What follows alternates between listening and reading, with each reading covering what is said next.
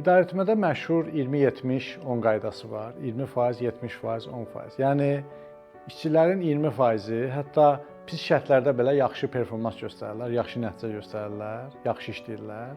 70%-i isə bizdən asılıdır. Şirkətin sistemindən, idarəetmədən, bizim yanaşmalarımızdan asılıdır.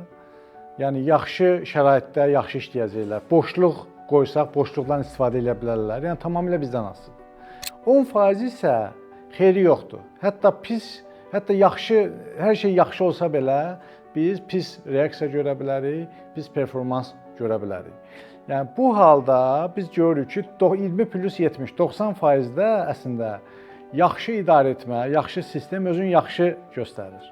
Yəni yaxşı biz effekt ala bilirik. 10%-də biz mənfi nəticələr görə bilirik. Bəzi rəhbərlər və sahibkarlar təəssüf ki, bu 10%-in tələsinə düşürlər.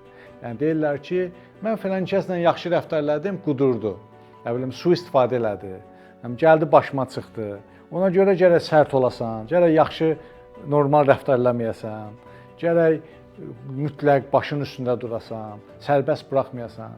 Yəni bu 10%-in tələsinə düşmək əslində 90%-dən də mənfi effekt götürməyimizə səbəb olur. Ona görə çox vacibdir ki, biz o 10%-in tələsinə düşməyə və 90%-ə fokuslanaq.